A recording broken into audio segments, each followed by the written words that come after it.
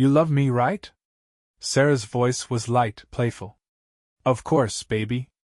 But I gotta run. See you tomorrow at our spot? I froze. Sarah's phone lay on the nightstand, its screen glowing with a message from someone named Kay. She was in the shower, and I had just been passing by when the screen lit up. I hadn't meant to read anything. But that message. Of course, baby. Those 3 words seeped into my brain like poison. I didn't open the conversation right away. At first, I just stood there, staring at the screen. Maybe it was some dumb misunderstanding? Maybe just a friend. A work thing? Then my finger moved on its own. Sarah, I can't wait to be with you again. Last night was incredible. Nick suspects nothing. My mouth went dry. I could hear the water running in the shower. Sarah was humming some tune. Carefree. Relaxed. And I stood there, gripping her phone, feeling the blood pound in my temples. Never in my life had I felt so stupid. So completely deceived. I scrolled through more messages. She had been lying to me for months. Pretending to be the loving wife, then running off to him. Her. Kay. And then I saw something else. Mom said everything will be fine. They won't let him find out. Mom. My own mother knew. The shower door slid open, and Sarah stepped out, wrapped in a towel. She saw me and smiled. Oh, you're home already, honey. How was your day? I forced myself to smile. Great, babe. Just great. I didn't let on. Not this time. But the game was over. And now, hell was coming. I sat in the dimly lit kitchen, gripping a cup of coffee that had long since gone cold. The clock on the wall ticked, each second stretching endlessly as I tried to process the weight of what I had just seen. Sarah was in the bedroom, humming softly as she got ready for bed, completely oblivious to the storm brewing inside me. I stared at her phone, now locked again, sitting on the counter like an unexploded bomb. The messages were burned into my memory. She had been cheating on me for months. And worse, my own family had known and done nothing. They had covered for her. Lied to me. Betrayed me. A slow, controlled breath left my lips. I had 2 options. Confront her now, scream, demand answers. But that would give her time to spin a story, to turn things around, to make me doubt my own sanity. Or I could do something worse. My jaw tightened. They all thought I was blind? Fine. I'd stay blind. But not for long. Keeping up the act. When Sarah walked into the kitchen, wrapped in her silk robe, she smiled at me as if nothing was wrong. As if she weren't betraying me every time she left the house. Hey, babe. Why are you still up? I forced myself to smile, taking a slow sip of the bitter, untouched coffee. Just thinking about work. Ugh, don't remind me. You know how exhausting today was? She leaned against the counter, pretending to be tired, as if she hadn't spent the evening sending messages to her other man. Yeah? Rough day? The worst, she sighed, rubbing her temples. I could really use a vacation. Maybe just the 2 of us. What do you think? I nearly laughed. A vacation? With me? I gave her a small nod. Play the part. Act normal. Don't let her see. Yeah, sounds nice, I said casually. She smiled, kissed me on the cheek, and walked past me. I could still smell her perfume. When she disappeared down the hallway, I closed my eyes and exhaled slowly. Step 1. Watching the enemy. The next day, I left work early. I told Sarah I had a long meeting. Instead, I followed her. It wasn't hard. She wasn't even careful. She was so sure that I would never suspect a thing. At 4:30 p.m., she left the house. Dressed nicely, makeup perfect. But she wasn't heading to run errands or meet a friend. She drove across town to a quiet little cafe, the kind of place couples go when they don't want to be seen. And there he was. The man I knew only as Kay. Tall. Athletic. Younger than me. He grinned when he saw her, and she threw her arms around him like they had been apart for years instead of just a day. I gripped the steering wheel so hard my knuckles turned white. I took out my phone and started taking pictures. Step 2, the paper trail. When I got home, I dug through our financial records. I had always trusted Sarah with money. We had joint accounts, credit cards. But now I looked at everything through a different lens. And there it was. Hotel bookings. Luxury dinners. Unexplained cash withdrawals. Thousands of dollars gone. Spent on him. I found a transaction for a high-end watch. I had never received a watch. But I bet Kay had. I took screenshots. Every single one. Step 3, testing the family. I needed to know just how deep this betrayal went. That evening, I called my sister, Emily. "Hey, can I ask you something?" "Of course," she said casually. I hesitated, then asked, "Do you know if Sarah's been acting weird lately?" Silence. A long, heavy silence. Then, a forced laugh. "Oh, Nick, come on. Sarah's amazing. You're just stressed." Liar. I clenched my fist. "Yeah, maybe," I said, pretending to agree. She knew. I called my mother next. Same question. She sighed, sounding annoyed. "Nick, sweetheart, don't let your imagination run wild. Sarah loves you. You have a wonderful marriage." Another lie. They weren't just covering for her. They were gaslighting me. Step 4, choosing my weapon. That night, I stared at my ceiling, wide awake. I had all the proof I needed. Texts. Bank statements. Photos.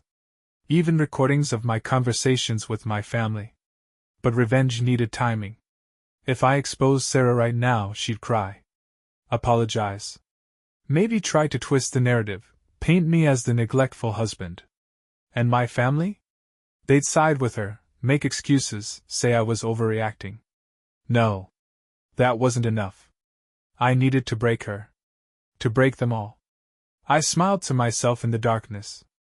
It was time to set the stage. The game had begun. The next morning, I woke up earlier than usual. Sarah was still asleep, her arm draped lazily over my chest like nothing had changed. Like she wasn't lying to my face. I stared at the ceiling, my mind already racing with plans. I needed more. More evidence. More certainty. More ways to bring her down. Carefully, I slid out of bed, making sure not to wake her. I went to the kitchen, poured myself a cup of coffee, and opened my laptop. It was time to dig deeper. Step 1, the digital trail. I started with her social media. Sarah wasn't stupid. There were no obvious red flags on her public accounts. Just the usual posts about date nights and perfect weekends that, in hindsight, made me want to vomit. But I wasn't looking for what she posted. I was looking for what she hid. She had multiple private albums, one of them locked behind a password. I knew Sarah. She wasn't the most creative when it came to passwords. I typed in her birthday. Nothing. Our anniversary? No. Her mother's name? Denied. Then I tried my birthday. Click. The album opened, and my stomach dropped. Photos. Dozens of them. Sarah with him. In restaurants. In hotel rooms. On a weekend trip when she told me she was visiting her parents. Smiling. Happy. Like I never existed. I took screenshots of every single one. Step 2, the paper trail. I had already found a few suspicious transactions, but now I needed details. Sarah handled most of our bills, which meant she also managed our shared bank accounts. I logged in and scrolled through the statements. Patterns emerged. Every Thursday evening, there was a charge at a hotel bar across town. Every second Saturday, a high-end restaurant. Every few weeks, expensive gifts, none of which I had ever received. But the one that truly set me off? A charge yesterday at a jewelry store. I clicked on the transaction details. $4,800. I clenched my jaw. She never spent that kind of money on herself. Hell, she never spent that kind of money on me. I picked up my phone and called the store. "Hi, I was wondering if I could check on a recent purchase. My wife bought something yesterday, and I just want to confirm the details. The clerk, a cheerful woman, quickly pulled up the information. Of course. It was a custom men's Rolex. Beautiful piece. She even had something engraved inside. I forced my voice to stay steady. What did it say? Forever yours. S. I inhaled slowly through my nose. She bought her boyfriend a watch. With an engraving. With our money. I thanked the clerk and ended the call. Then I added this to my growing folder of evidence. Step 3. Watching her lie to my face. When Sarah finally woke up, she stretched lazily and smiled at me like nothing was wrong. Morning, babe. Morning, I said, sipping my coffee, already picturing smashing that Rolex into dust. She walked into the kitchen, completely unaware that I had spent the last 2 hours dismantling her life. You want to do something fun this weekend? She asked, pouring herself a cup of coffee. I glanced at her. Oh? What do you have in mind? Maybe a little getaway? Just us? Somewhere relaxing? I nearly laughed. She was planning to be with him this weekend. I knew that now. I had seen the booking confirmation in her email. That sounds nice, I said instead. She grinned and kissed me on the cheek before sitting down. I studied her carefully. The way she sipped her coffee. The way she scrolled through her phone, probably texting him right now. She had no idea I was watching. No idea I was about to burn her entire world to the ground. Step 4. The family's lies. I already knew my mother and sister had been covering for Sarah. But now I wanted to hear it. That afternoon, I called my mom. Hey, sweetheart. How are you? I'm good, Mom.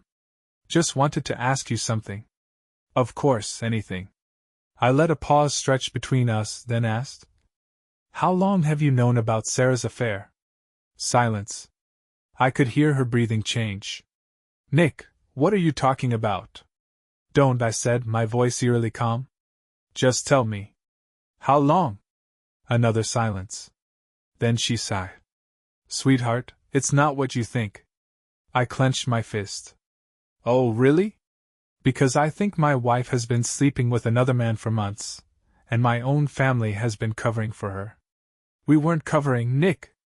We were just trying to keep the peace. I closed my eyes, feeling the familiar burn of betrayal. Keep the peace? By lying to me? By letting her use me? Nick, honey, relationships go through rough patches. Maybe if you... I ended the call. I couldn't listen to another excuse. Step 5. Setting the stage. That night, I stood by the bedroom window, watching the city lights flicker in the distance. Sarah was asleep. Peaceful. Like she hadn't been stabbing me in the back for months. But she wouldn't be peaceful for long. Tomorrow, I would start the next phase. I would take everything from her. And I would make sure she never saw it coming. I woke up feeling calmer than I had in days. The raw anger that had been boiling inside me had settled into something colder, something sharper. I had a plan now. Sarah had no idea that her perfect little secret had been exposed. My family was still pretending that everything was normal.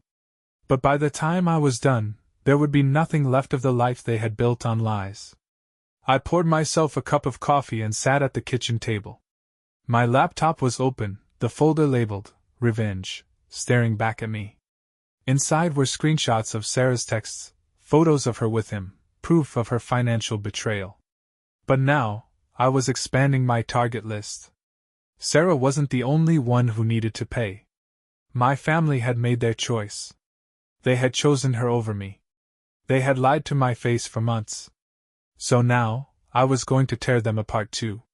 Step 1. Digging into my father. My father had always been the respected businessman. The man everyone in town looked up to. But I had always suspected there was something shady about the way he handled money. I had never cared before. Now, I was more than interested. I spent the next few hours searching. Company records. Tax filings. Business deals. And then I found it. A series of offshore accounts linked to his company. Large, unexplained transfers. Money disappearing and reappearing under different business names. Tax fraud. My father had been evading taxes for years. If this got out, he wouldn't just lose his business, he could go to prison. I took screenshots. Downloaded files. This was leverage. Step 2. Exposing my mother. After what she had done, I wanted to know everything about my mother. The woman who had raised me, who had looked me in the eye and lied every time I asked if something was wrong. I went through old emails, messages, anything I could find. And it didn't take long to uncover her own affair. She had been cheating on my father for years. Hotel receipts. Private messages. Even a burner phone she had hidden in her emails. She had no right to judge me, to tell me that I should fix my marriage, when she had been sneaking around behind my father's back for over a decade. I took screenshots. I wasn't sure how I would use this yet, but knowing my father, if he found out she had been unfaithful, he would never forgive her. And that was exactly what I wanted. Step 3. Destroying my sister. Emily had always been the favorite. The golden child. The one my parents adored. But she was no better than Sarah. She had been covering for my wife's affair, pretending she was a good sister while helping to stab me in the back. So I started looking into her life. And it didn't take long to find her dirty little secret. Emily was having an affair too. Not just any affair, she was sleeping with her best friend's husband. I found messages. Photos. Even a video of them together at a hotel. Perfect. I downloaded everything. She had betrayed me without hesitation. Now it was my turn. Step 4. The trap is set. By the time the day was over, I had gathered enough evidence to burn them all. My father? Facing possible prison time. My mother? Her marriage was one step from collapse. My sister? Her entire reputation was about to shatter. And Sarah? She had no idea what was coming. I sat back, staring at my laptop screen. Tomorrow, I would start setting the fire. And by the end of the week, none of them would ever recover. I spent the next morning perfecting my plan. Every step had to be flawless. There would be no room for mistakes, no second chances. By the time I was finished, Sarah, my family, and every single person who betrayed me would be reduced to ashes. I stared at my laptop, the folder labeled Revenge, staring back at me. Inside, I had compiled everything: screenshots of Sarah's messages, bank records, proof of her infidelity. And, of course, the dirt I had collected on my father, mother, and sister. The time for patience was over. It was time to strike. Step 1. Sarah's public execution. Sarah thought she had everything under control. She had no idea that I knew about her affair. She had no idea that I had followed her, recorded her, gathered proof of every single lie she told me. So, I decided to let her expose herself. I set up a burner email account and scheduled messages to be sent to her parents, our friends, and her boss. Inside? Screenshots of her texts with Kay, photos of them together, and proof that she had been embezzling money from our joint account to spend on him. Then I went one step further. I had secretly installed a keylogger on Sarah's laptop. That meant I had access to all her logins, including her social media accounts. At exactly 7 p.m., I would log in and post a confession from her account. A message that would go out to everyone she knew. I have been lying to my husband for months. I cheated on him with another man and used our joint money to fund my affair. I betrayed him, and I deserve everything that's coming to me. Would she deny it? Of course. But the proof was undeniable. And once it was out there, she wouldn't be able to erase it. Step 2. The family bombshell. Sarah wasn't going down alone. At 7:30 p.m., I would send an anonymous tip to the IRS, complete with financial records proving my father's tax fraud. If he was lucky, he'd just lose his business. If not, he'd be looking at prison time. At 8 p.m., my mother would receive a package. Inside? A printed copy of every message proving my father had been cheating on her. At 8:30 p.m., my father would get a similar package, proof of my mother's affair. Let's see how loyal they stayed to each other after that. And for Emily? At 9 p.m., her best friend would receive an email exposing Emily's affair with her husband. I attached every screenshot, every conversation, every incriminating detail. Her perfect reputation? Gone. Step 3, the final touch. There was only one thing left to do. I called Sarah. "Hey, babe," she answered, her voice sweet, like she hadn't been lying to my face for months. "What's up?" I smiled, keeping my tone casual. "Thought we could do dinner tonight. Just us." She hesitated for half a second, probably wondering if she had other plans with him. Then she agreed. Perfect. I would watch her world collapse in real time. 7 p.m., the first strike. We sat at a fancy restaurant, candlelight flickering between us. Sarah was talking about her stressful week, completely unaware that at that exact moment, her phone was about to explode with notifications. Then it happened. Her phone lit up. Once. Twice. Then nonstop. She picked it up, her face going pale as she scrolled through the messages. "Nick, what is this?" I sipped my wine. "You tell me, babe." Her hands started shaking as she read the texts. Our friends were disgusted. Her parents were furious. Her boss had already sent an email demanding a meeting. Then she checked her social media. She gasped. Her eyes widened in horror as she saw the confession, posted from her own account. No. No, no, no. This isn't me. I didn't. She looked up at me, realization dawning in her eyes. You did this. I smiled. Did what, sweetheart? Her breath hitched, panic settling in. Her perfect life was shattering right in front of her. And I wasn't done yet. 7:30 p.m., the IRS gets involved. Somewhere across town, my father's phone dinged. A simple notification. A message. An IRS tip submitted against his company. Within minutes, he was on the phone, his voice rising in panic. I wondered how long it would take before an agent came knocking on his door. 8 p.m., my mother's turn. My mother was sitting at home, sipping tea, probably feeling smug about how she had handled this situation with me. Then, the package arrived. I imagined the moment she opened the envelope and saw the proof of my father's affair. Every message. Every photo. By now, I was sure she was sobbing. But before she could even process the betrayal. 8:30 p.m., my father's turn. Another knock at the door. Another package. And now, it was his turn to suffer. 9 p.m., the sisters fall. Emily had spent years pretending to be perfect. She had fooled everyone. Until now. At exactly 9 p.m., her best friend opened an email, one filled with proof that Emily had been sleeping with her husband. By 9:15 p.m., Emily's phone would be flooded with screaming messages, threats, and burning bridges. Her social life? Her friendships? Destroyed. 10 p.m., watching the fire burn. I sat across from Sarah as she stared at her phone, completely broken. Tears streamed down her face. Why are you doing this?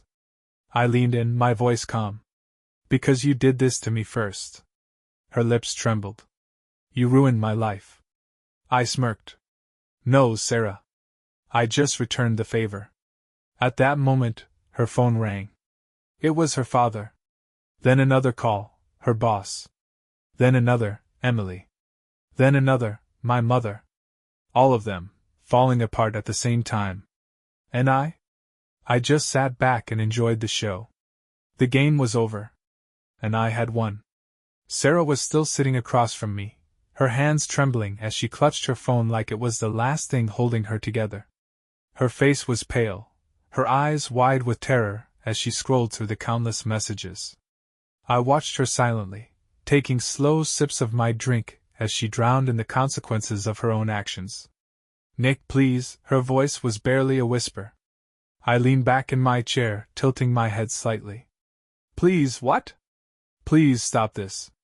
I chuckled softly. Stop what, sweetheart? I haven't done anything. Her breathing was ragged now, panicked. You ruined me. I arched an eyebrow. I ruined you? Or did you do that to yourself? Her hands gripped the table so tightly her knuckles turned white. Tears welled up in her eyes, but I felt nothing. Not pity. Not guilt. Not even anger anymore. Just satisfaction. 7:30 p.m. My father's empire crumbles. Across town, my father was pacing his office, his phone glued to his ear. What do you mean the IRS got a tip? He barked into the phone. The agent on the other end of the line wasn't amused. Sir, you need to remain calm. You're being audited. There are serious discrepancies in your tax filings. No, this is a mistake. Who sent this? I'm not at liberty to say, but we have substantial evidence of financial misconduct. My father slammed his fist on his desk. His business was finished. 8 p.m., the end of a marriage. My mother sat in the living room, staring at the photos scattered across the coffee table. Her hands were shaking. Every single one showed my father with another woman. Hotel rooms. Expensive dinners. Even a second apartment he had secretly rented for his mistress. The proof was undeniable. Her phone buzzed. It was my father. She let it ring. Her marriage was over. 8:30 p.m., the lies collapse. In another part of the city, my father had just opened his own package. At first, he had thought it was a mistake. Then he saw the messages. Messages from my mother to her secret lover. No, this can't be real. It was real. His wife had been cheating on him for years. He grabbed his phone and called her. When she didn't answer, he threw the phone across the room. Everything he thought was his was a lie. 9 p.m. Emily's perfect life falls apart. Emily was in the middle of dinner with friends when her best friend stormed into the restaurant. You disgusting, backstabbing whore. The entire place went silent. Emily froze. What are you talking about? Her best friend slammed her phone onto the table. You slept with my husband. Gasps filled the restaurant. Emily's face drained of color as she picked up the phone, scrolling through the screenshots of her affair. Every single detail was exposed. I can explain. No, you can't. Emily's best friend grabbed her drink, threw it in her face, and walked out. Within minutes, Emily's phone started blowing up. Her friends, her colleagues, her entire social circle was turning against her. She was done. Back at the restaurant, watching Sarah break. Sarah was still staring at me, her eyes wide with disbelief. How could you do this? I sighed, tapping my fingers against the table. You see, Sarah, that's the thing. I leaned in slightly, my voice calm, controlled. I didn't do anything. Her brows furrowed. You what? I smirked. All I did was show everyone the truth. She let out a shaky breath. I can fix this, she muttered to herself. She grabbed her phone and started typing frantically. No, you can't. Her head snapped up. What? I gestured toward her phone.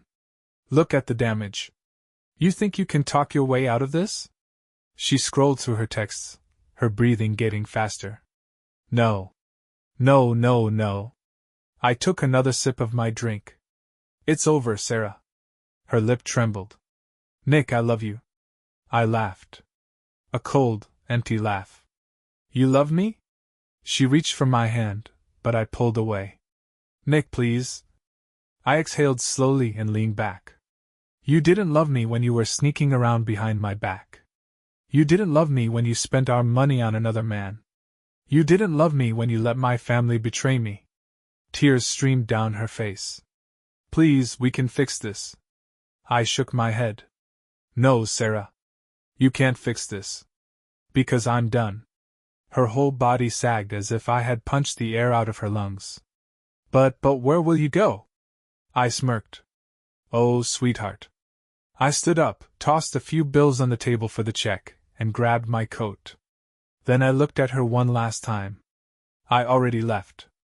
And with that I walked away, leaving her in the wreckage of the life she had destroyed. As I walked out of the restaurant, the cold night air hit me like a slap to the face. It was crisp, refreshing, like the first deep breath after being underwater for too long.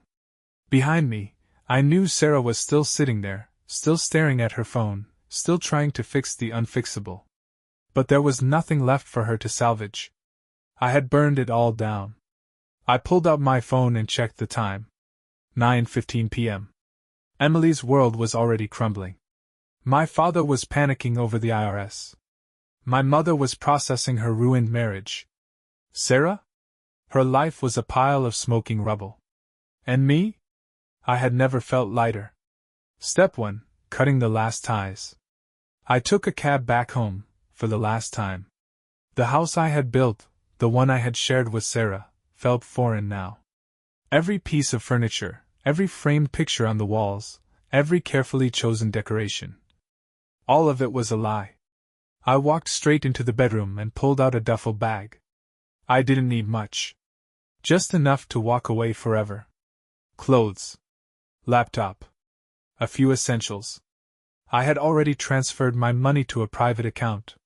Sarah would wake up tomorrow and realize that every joint account was empty. She had spent months funneling my money into her affair. Now, she had nothing. I grabbed my car keys. Then, as an afterthought, I reached into the nightstand and took off my wedding ring. I placed it gently on her pillow. A parting gift. Then, without a single glance back, I walked out the door. I would never set foot in that house again. Step 2. Watching the fire spread. By the time I checked into a hotel across town, my phone was filled with missed calls and messages. From Sarah. From my mother. From Emily. Panic. Desperation. Pleading. I poured myself a glass of whiskey and scrolled through the chaos. Sarah, Nick, please answer me. We can talk about this. Sarah, I messed up, okay? But we can fix it. We love each other. Please. Sarah, where did you go? I smiled, sipping my drink. She was unraveling. Emily's messages were just as frantic. Emily, you bastard. You ruined my life. How could you do this to me? Emily, Mom is a wreck. Dad is going insane. Emily, Nick, please. I didn't mean to hurt you. I was just trying to protect you from the truth. I snorted. Protect me? She had protected Sarah. She had let me live in ignorance while everyone laughed behind my back. She got exactly what she deserved. Then my mother. Mom, Nick, we need to talk. Please. The family is falling apart. Mom, you can't just destroy everything like this. We can fix it. We're family. Mom, please come home. I stared at those words for a long time. We're family. No. Not anymore. I put my phone on silent, tossed it on the table, and leaned back against the pillows. Outside, the city was alive. People were moving, laughing, drinking. And for the first time in a long time, I felt free. Step 3. The final goodbye. The next morning, I checked out of the hotel, loaded my duffel bag into my car, and started driving. No destination. No plan. Just away. My phone was still buzzing, but I ignored it. The past was dead. I had burned it to the ground. And now? It was time to start over. The highway stretched endlessly before me, a ribbon of dark asphalt cutting through the landscape. The city lights were fading in my rearview mirror, and with them, the life I had left behind. My phone hadn't stopped buzzing. Calls. Texts. Voicemails. But I hadn't checked a single one since I left the hotel. Sarah. Emily. My mother. All of them were scrambling, desperate for a response. They weren't getting one. I rolled down the window, letting the cool air wash over me. For the first time in months, my chest felt light. I was done. Done with them. Done with the lies. Done with the past. Step 1. Severing the last connection. At a gas station on the outskirts of town, I pulled over and finally picked up my phone. I scrolled through the dozens of unread messages, scanning them with detached amusement. Sarah, Nick, you're scaring me. Please, just talk to me. Sarah, I don't even know where you are. Are you okay? Sarah, Nick, I need you. I can't do this without you. I smirked. She still thought she had a chance. Then Emily. Emily, I swear to God, if you don't answer me. Emily, this is insane. You didn't have to do all this. We're still family. Emily, you're going to regret this. No, I wouldn't. And my mother. Mom, Nick, please, just tell me where you are. Mom, we need to fix this. Mom, you don't just walk away from family. I exhaled slowly. Yes, Mom. You do. With one final flick of my finger, I blocked all their numbers. Sarah. Emily. My mother. My father. All of them. I pulled up my email and submitted the cancellation request for my phone contract. By the end of the day, this number wouldn't exist anymore. They would never be able to reach me again. Step 2, the last goodbye. I grabbed my duffel bag from the trunk and pulled out the last piece of my old life. My wedding ring. The symbol of a love that had been nothing but a lie. I turned it over between my fingers, letting the weight of it settle in my palm. Then, without hesitation, I tossed it into the gas station trash bin and walked away. Goodbye, Sarah. Step 3, disappearing completely. I paid for my gas in cash, bought a burner phone at a convenience store, and wiped my laptop clean before ditching it in a dumpster. By nightfall, there would be no trace of me left in the city. I was a ghost. And for the first time in my life, I was finally free. The road stretched ahead of me, endless and open. The city was far behind now, along with every lie, every betrayal, every wasted year I had spent thinking I was part of something real. I didn't know where I was going. And for the first time, I didn't care. I had no past to hold on to. No ties left to cut. Only the future. And I was going to make it mine. Step 1, a new identity. By midday, I pulled into a small town, the kind of place where no one asked questions. A truck stop diner sat at the edge of the road, its neon sign flickering weakly in the afternoon sun. I parked, grabbed my duffel bag, and walked inside. The waitress, a middle-aged woman with tired eyes, glanced up as I slid into a booth. Coffee? I nodded. She poured me a cup and walked away, uninterested in me. Good. I pulled out the burner phone I had bought at the gas station and powered it on. No contacts. No messages. No past. Then I reached into my bag and pulled out a wallet, one that didn't belong to Nick. A different name. A different ID. I had prepared for this. Long before I ever knew about Sarah's betrayal, I had toyed with the idea of disappearing. Just a curiosity at first, a what-if scenario. What if I walked away? What if I just started over? So, months ago, I had done some digging. And I had found someone willing to make that possible. A few $1,000s in cash, and I had walked away with a whole new identity. A new name. A new past. A new future. I flipped open the wallet and stared at the ID. Ethan Carter. That was who I was now. Step 2, erasing Nick for good. After finishing my coffee, I paid in cash and walked back outside. My car sat in the parking lot, still carrying traces of my old life. That wouldn't do. I drove down a back road until I found what I was looking for, a junkyard. A place where things came to die. An old man with grease-stained hands waved me over as I pulled in. What can I do for you? I need to get rid of this car. No paperwork, no questions. His eyes flicked over me, reading the tension in my face. Then he nodded. Cash?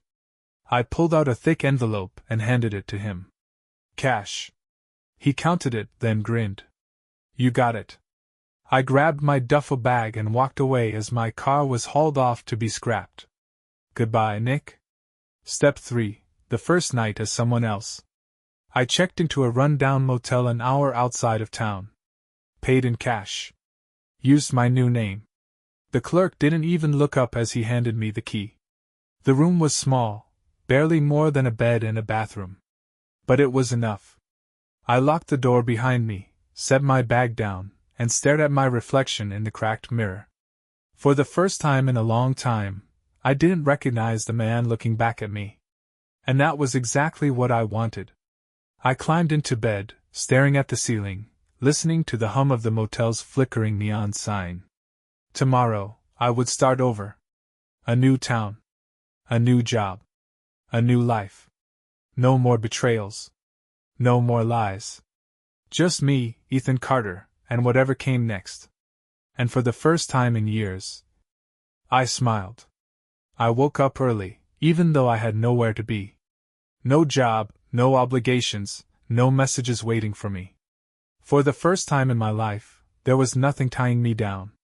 I lay there for a moment, staring at the ceiling, letting that thought sink in. I was no longer Nick, the man whose wife betrayed him, whose family turned against him, whose whole life had been a carefully constructed lie. Nick was dead. I was Ethan Carter now. And Ethan Carter had a future. Step 1. Finding a place to start over. The motel was just a pit stop. I needed to keep moving, to put more distance between me and my old life. I pulled out a map, a real paper one, not GPS. The fewer digital footprints I left, the better. A small town caught my eye. Hollow Creek. Population? Less than 5,000. A quiet place. A fresh start. That was exactly what I needed. I checked out of the motel, paid in cash, and caught a bus heading west. As I sat by the window, watching the highway stretch out before me, I felt something I hadn't felt in a long time. Peace. Step 2. Building a new life. Hollow Creek was the kind of town where everyone knew everyone. Small streets, local diners, a few small businesses. A place where life moved slower. I walked into a cafe, ordered a black coffee, and took a seat by the window. People came and went, nodding politely, glancing at me, the stranger. Good. Let them wonder. The waitress, a woman in her late 40s with kind eyes, stopped by my table. You just passing through? I smiled, thinking of staying for a while. She raised an eyebrow. We don't get many newcomers. What brings you here? I took a slow sip of my coffee. Just looking for a fresh start. She studied me for a moment, then nodded. Well, you came to the right place. Then she set down the bill, along with a handwritten note. If you're looking for work, check out Mason's auto shop. They always need an extra pair of hands. I glanced up at her, and she just shrugged. Town's small. Word travels fast. I smirked. Maybe this was exactly what I needed. Step 3. Becoming Ethan Carter. By the afternoon, I had found Mason's auto shop. A small garage on the edge of town, owned by a guy who looked like he'd been fixing engines since birth. I walked in, hands in my pockets. You Mason? The man, mid-50s, covered in grease, looked up from under a car hood. Who's asking? Ethan Carter. I heard you might need an extra set of hands. He wiped his hands on a rag, looking me up and down. You know cars? I nodded. Enough to learn fast. Mason grunted. You a runaway? I didn't flinch. Just a guy looking for a new start. He held my gaze for a long moment. Then he nodded. You start tomorrow. Just like that, I had a job. A new town. A new name. A new life. As I walked back toward the cafe, something settled inside me. Nick had been betrayed. Nick had lost everything. But Ethan Carter? Ethan Carter was finally free. The next morning, I woke up before dawn, my body still wired from years of routine. But this time, there was no tension in my chest, no dread in my gut. I wasn't waking up to lies. I wasn't waking up to betrayal. I was waking up to something new. As I pulled on a worn t-shirt and jeans, I caught my reflection in the small motel mirror. I didn't look like Nick anymore. The suit and tie corporate man was gone. Ethan Carter looked leaner, rougher. Like someone who had lived a life that left scars. Maybe that wasn't far from the truth. I grabbed my keys and headed to Mason's auto shop. Step 1: Proving myself. Mason barely acknowledged me when I walked in. "You're early," he muttered, wiping his hands on a grease-stained rag. "Figured I'd start off right." He grunted in approval and tossed me a set of coveralls. "Let's see what you can do." The next few hours were spent under hoods, covered in oil and sweat, learning the rhythm of the shop. The smell of gasoline clung to my hands, the familiar weight of tools settling into my grip. It felt good. Honest work. No spreadsheets, no emails, no pointless meetings. Just fixing things. By lunch, Mason handed me a bottle of water and nodded. "You'll do." That was the closest thing to praise I was getting, but I took it. Step 2: Becoming part of Hollow Creek. Hollow Creek wasn't like the city. People talked here. They noticed things. By my third day at the auto shop, I was already the topic of conversation. I caught the curious looks when I walked into the diner after work. The hushed whispers. "Who is he? Where'd he come from? What's his story?" I didn't give them answers. I just kept my head down and worked. Step 3: The first real conversation. One evening, as I was locking up the shop, a voice called out. "You're the new guy, huh?" I turned. A woman stood near the entrance, arms crossed. Late 20s, sharp green eyes, a confident stance. "And you are?" "Grace. My dad owns the hardware store down the street." I nodded. "Ethan." She studied me for a moment, then smirked. "People are curious about you, you know. Let them be." She raised an eyebrow. "You're not gonna tell me anything?" I leaned against the truck I'd been working on. "Not much to tell. Just looking for a fresh start." Grace tilted her head, as if she was trying to see past whatever walls I had up. "Well, Hollow Creek's a good place for that." She hesitated, then shrugged. "Anyway, welcome to town, Ethan." And just like that, she walked away. For the first time since leaving my old life behind, I felt something strange. Maybe I could actually belong here. Maybe Ethan Carter wasn't just a name. Maybe he was becoming real. The routine of Hollow Creek settled into me quicker than I expected. Wake up early. Work at Mason's auto shop. Grab dinner at the local diner. Ignore the curious glances. For the first time in years, my life was simple. Quiet. Real. But the past has a way of creeping back in. Even when you bury it 6 feet under. Step 1: A familiar name. It happened on a Thursday. I had just finished working on an old pickup when Mason tossed me a towel. "Good work today, Carter." I wiped the grease off my hands and nodded. "Appreciate it. Got another job for you. Customer's got a busted radiator. Wants to bring it in tomorrow." Said his name was, hold on. Mason squinted at the notes he'd scribbled down. "A guy named Connor Kingston." The name hit me like a sledgehammer to the ribs. I forced myself to stay still. To keep my expression blank. "You know him?" Mason asked, noticing my hesitation. I shook my head slowly. "No. Just sounds familiar." Mason shrugged. "Probably some city guy passing through. You can handle it tomorrow." He walked off, leaving me standing there, my mind racing. Connor Kingston. I knew exactly who he was. Sarah's boyfriend. Step 2: The first real test. That night, I didn't sleep much. I had built this new life so carefully, so flawlessly. No loose ends. No traces. And now, her damn affair was following me. Why was he here? Did he know about me? Or was this just some cruel coincidence? By the time the sun came up, I had made my decision. I wasn't running. Not again. Step 3: Face to face. At exactly noon, a sleek black car pulled into the shop. The kind of car that didn't belong in Hollow Creek. The driver's door opened, and Connor Kingston stepped out.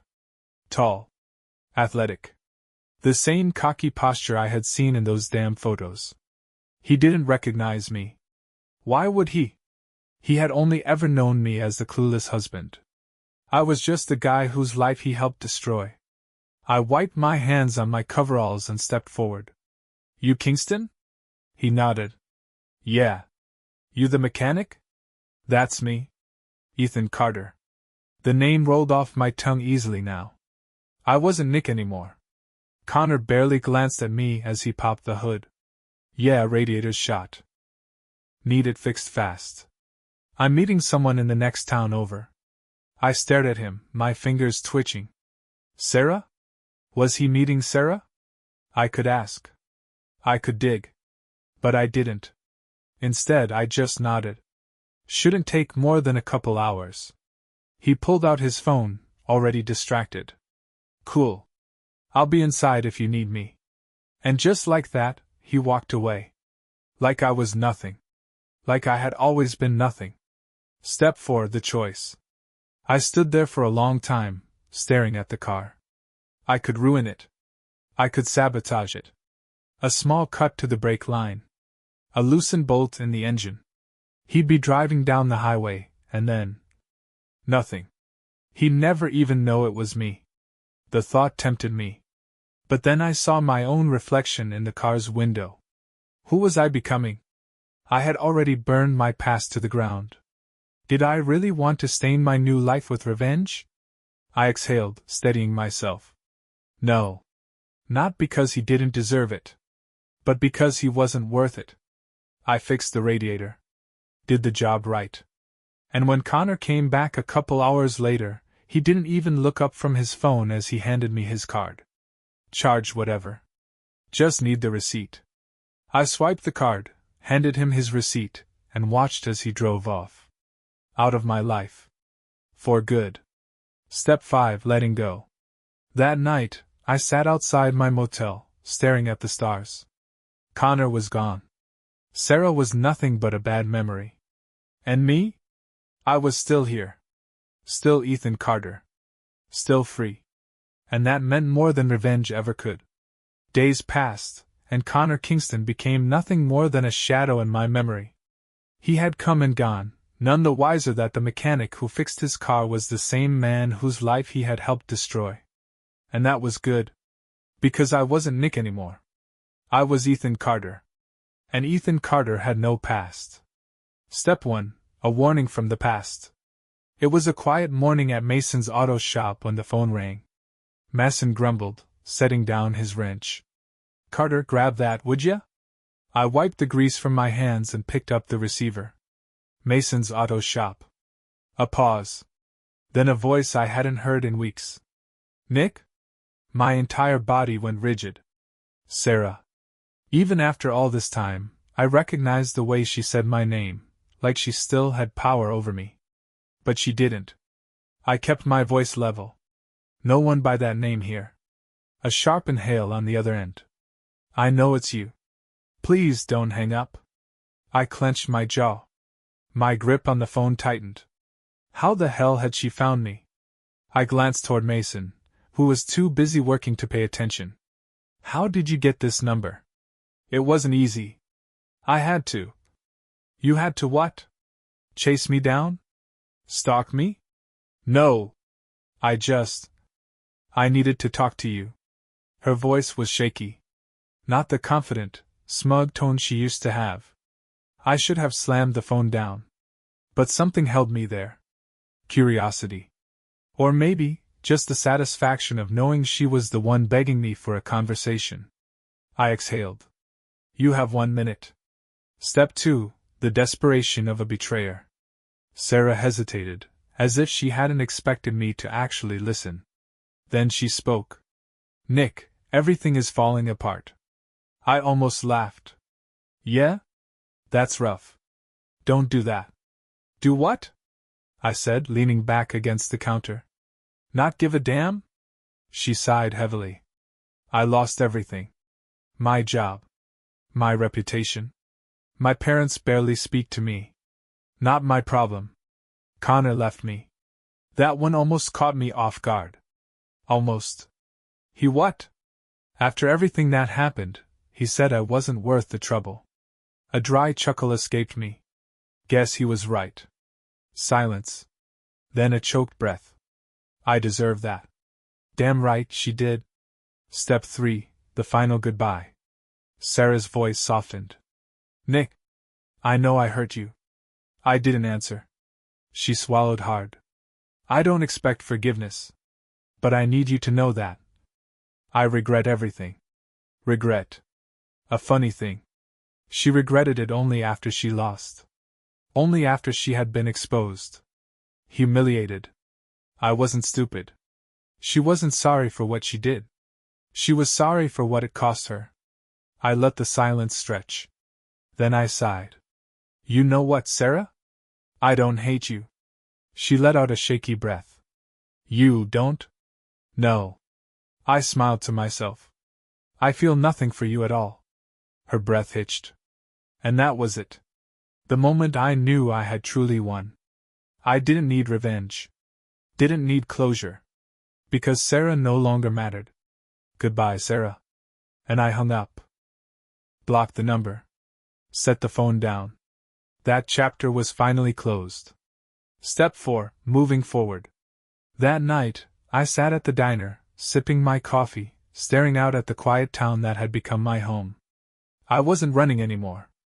I wasn't haunted. I wasn't trapped in the past. I was Ethan Carter. And for the first time in my life, I was truly free. The weight was gone. For the first time in months, maybe years, I felt like I could finally breathe. Sarah's call should have rattled me. Should have sent me spiraling back into that dark place where betrayal and anger consumed me. But it didn't. Because when I told her I felt nothing for her anymore, I meant it. She was just another person from a life that no longer belonged to me. A ghost. And I wasn't haunted anymore. Step 1, choosing to stay. The next morning, I walked into Mason's auto shop like it was just another day. But it wasn't. It was the first day where I didn't feel like I was pretending to be someone else. Carter, you're late, Mason grunted as I walked in. I checked my watch. It's 7:02. And? I smirked. Mason shook his head, but there was something different in his expression now. He didn't just see me as some drifter passing through. I was part of this place now. I grabbed a wrench and got to work. Step 2, letting someone in. After work, I stopped by the diner. Grace was there, like she usually was, pouring coffee and teasing the locals. She caught my eye as I slid into a booth. Well, if it isn't the mystery man himself, she said, smirking as she poured me a cup. Guess I'm not much of a mystery anymore, huh? She raised an eyebrow. Oh, you still are. People here are dying to know where you came from. I took a slow sip of my coffee. And you? She leaned against the counter, studying me. I think you're running from something. I didn't flinch. She wasn't wrong. But I wasn't running anymore. Maybe I was, I admitted. But not anymore. Grace tilted her head, a small smile playing at her lips. So you're staying then? The question caught me off guard. I hadn't actually thought about it. Not really. But now, sitting here, watching the way the town felt alive around me, I realized. I wanted to. I wasn't just passing through anymore. This town, this life, felt like something I could actually hold on to. I met her gaze and nodded. Yeah. I think I am. Her smile widened. Good. And for the first time in as long as I could remember, I smiled back. Because for once, I wasn't rebuilding my life on ashes. I was building it on something real. The decision to stay in Hollow Creek wasn't something I had planned. It wasn't something I had mapped out like the rest of my life. But it felt right. For the first time in years, I wasn't living in the past. I wasn't drowning in what-ifs, in betrayals, in bitterness. I was just here. Living. And that was enough. Step 1, a place to call home. The motel was never meant to be permanent. I had been living out of my duffel bag for weeks, but now that I knew I was staying, it was time to find something real.